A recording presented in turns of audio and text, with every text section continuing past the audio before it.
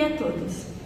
Hoje neste vídeo vamos refletir sobre como a inteligência artificial pode impactar o mercado de trabalho e o nosso papel na sociedade.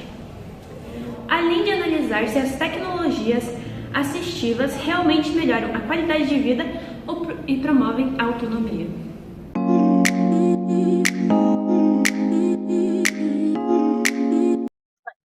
Vivemos em uma era de mudanças aceleradas, marcada pela inteligência artificial, por transformações no mundo do trabalho e pela necessidade de planejar um percurso profissional, com propósito e responsabilidade. Com base nas ideias de Stephen Hawking, Harari, John Paul Sartre e Hannah Arendt, essa entrevista busca refletir sobre o futuro das profissões e a importância de se adaptar com consciência e dedicação. Agora, diretamente do Bloco Verde, o Manu Neri entrevistando o Sérgio.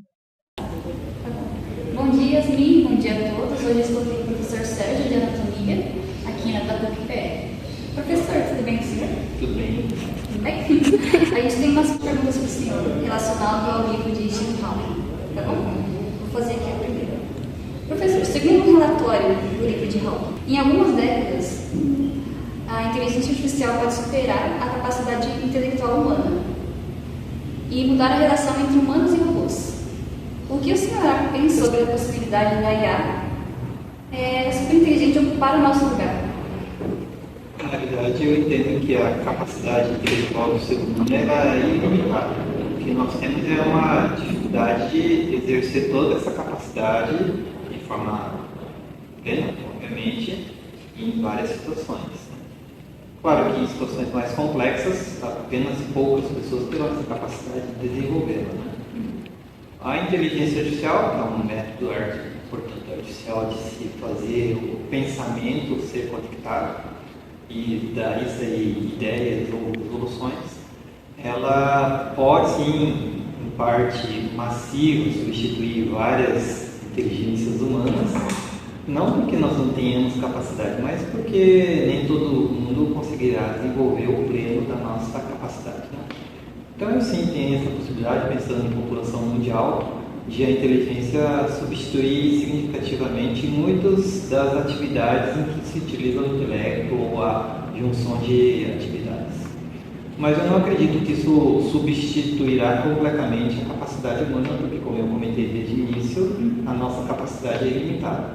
Então o que nós temos que saber é como conduzir esse processo de auxílio, de copilotagem da nossa inteligência por meios artificiais, que inclui aí a inteligência artificial atualmente muito falada, inclusive a forma de ela mesma aprender várias atividades por meio de deep learning, etc. A nossa segunda questão para o senhor é que, segundo algumas pesquisas, as IAs estão desenvolvendo programas, eu diria, para, por exemplo, pessoas com paralisia voltar a se movimentar. O senhor acha que essas novas tecnologias realmente vêm a nosso favor? Eu acredito que vem a nosso favor desde que saibamos utilizá-las, como já comentei, como se fosse um assessor, um copiloto da nossa atividade. O que precisa é o ser humano se preocupar efetivamente com o próximo, com o ser humano vizinho, em querer ajudá-lo e aí utilizar não somente ou qualquer sistema de ordem do próximo, mas também a própria inteligência no sentido de facilitar a tomada de decisão. Uma decisão, ela sempre deverá ser do ser humano. Então, a inteligência vai auxiliar a vida das pessoas? Vai. Claro que se utilizada inadequadamente, ela pode ser maléfica, como tudo. Sim.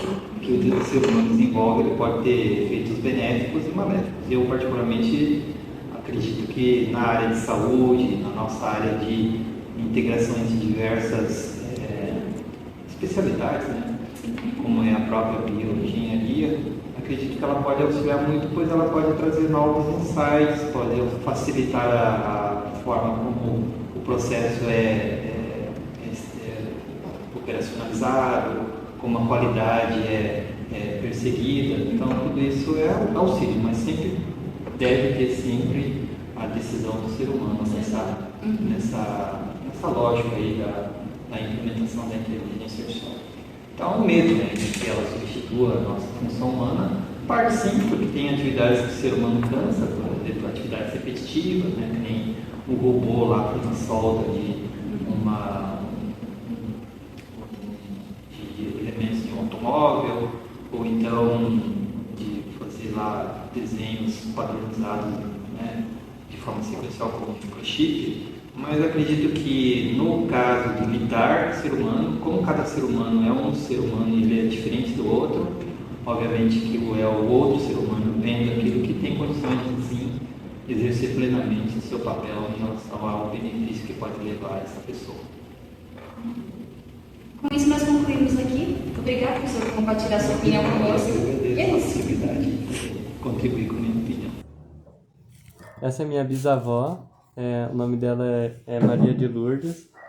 Ela trabalha com uma clínica de idosos, de repouso para idosos, da qual ela é dona. E eu vou fazer algumas perguntas para ela, porque eu achei o perfil dela muito interessante para fazer essas perguntas. A primeira pergunta é: a senhora pode contar um pouco sobre como começou a trabalhar e como chegou onde está hoje? Sim, posso sim. Então, eu trabalhava com idoso, né? Mas trabalhava na particular, nas casas, cuidando dos idosos. E eu tinha um sonho, né, de ter uma casa, um lar para idoso. E aonde daí fiz a documentação e hoje eu tenho essa casa, já faz 23 anos que eu tenho essa casa. E ali eu passei a cuidar dos idosos e uma coisa que eu mais gosto e uma coisa que eu sempre desejei fazer na vida.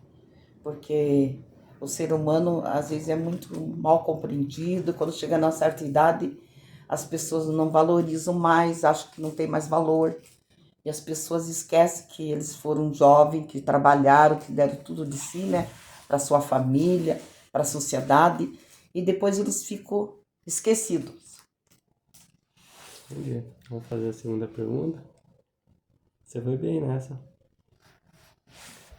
Hoje em dia, muitas coisas mudaram com a chegada de novas tecnologias, televisão, celular, como os computadores e os celulares inteligentes. A senhora sente que isso mudou a forma como você cuida do negócio? Sim, mudou muito, porque é tudo mais prático, né? Para você trabalhar, para fazer os cadastros dos idosos, para se comunicar com as famílias através do celular. E também a televisão. A gente é um passatempo para os idosos, é uma coisa que evoluiu bastante a nossa cabeça, né? Para a gente ter mais noção, para a gente ter mais sabedoria. Eu acho que mudou muito a nossa vida, eu acho muito prático isso, eu achei muito bom, cada vez ficando melhor. Muitas pessoas dizem que no futuro a gente vai ter que estar sempre aprendendo coisas novas para não ficar para trás. O que a senhora acha que uma pessoa precisa saber ou fazer para continuar trabalhando bem, mesmo com tantas mudanças? Que uma pessoa precisa O saber. que você acha que é o diferencial de alguém atualmente no mundo? Antigamente, por exemplo, o diferencial de alguém era ter um diploma, né? Antigamente Hoje em dia, as pessoas trabalhavam no pesado, as pessoas não tinham muito privilégio. Hoje as pessoas são bem mais privilegiadas, né? Hoje em dia as pessoas podem estudar, podem ser alguém, podem ter uma profissão melhor, pode dar um melhor para sua família, né? E hoje a vida mudou bastante, né? Eu acho assim que o jovem hoje tá muito evoluído, né? Evoluiu bastante. Eu acho muito bom o que está acontecendo.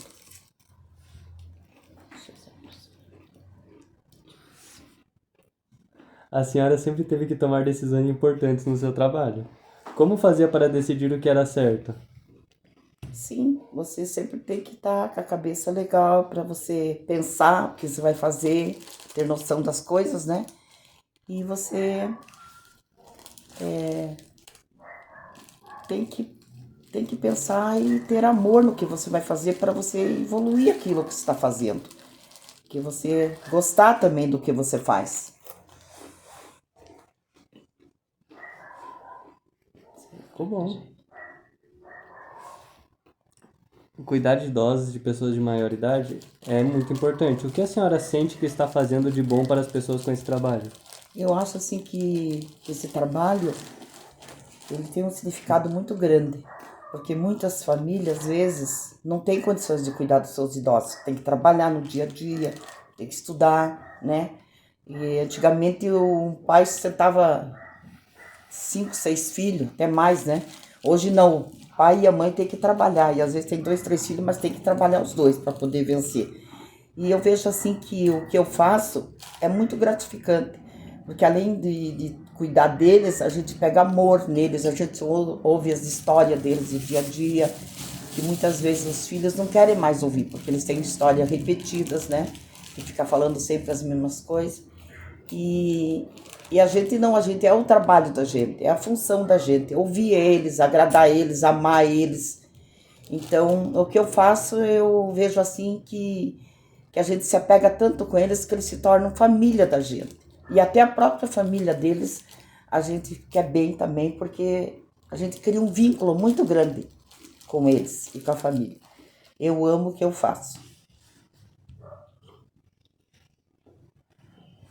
Que conselhos a senhora daria para uma pessoa mais jovem que está começando a trabalhar agora, num mundo tão diferente? Que tudo que os jovens, o que eu posso dizer, que tudo que nós temos que fazer, nós temos que fazer com muito amor, com carinho e atenção também, né? Porque sem isso aí nós não chegamos a lugar nenhum. E eu acho assim que o jovem hoje tem muito privilégio, né? Porque antigamente já não tinha isso, hoje temos.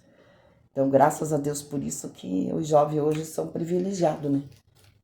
Tem meios de poder trabalhar, ter um emprego melhor, poder fazer uma faculdade, que antigamente já não tinha, né?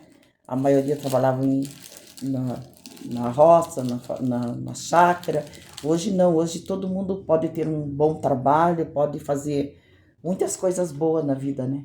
Progredir bastante. Antigamente era muito mais difícil. Você já viu o mundo mudar muito com a chegada da tecnologia, né? Já. Você acha que esse avanço vai continuar e vai... eu acredito que vai. Você acha que vai causar problemas no futuro? Olha, problema não sei, não posso dizer hoje, não posso prever o futuro, né? Eu posso dizer do dia de hoje. Amanhã não pertence a nós, né?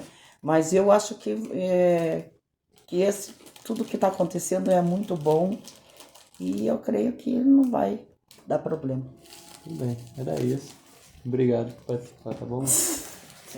Competir com a IA, vai ser necessário aprender a trabalhar com ela, unindo a criatividade, ética e responsabilidade social. Assim, a engenharia ela vai se tornar ainda mais relevante, conectando tecnologia, ciência e então a humanidade. Percebemos que o futuro das profissões exige mais do que saber fazer. É preciso ter responsabilidade, ética e vontade de aprender sempre. Cada escolha que fazemos constrói nosso caminho e é com dedicação e consciência que podemos enfrentar as mudanças e fazer a diferença no mundo. Got no sweaters, ain't got no perfume, ain't got no love, ain't got no faith. I ain't got no culture, ain't got no mother, ain't got no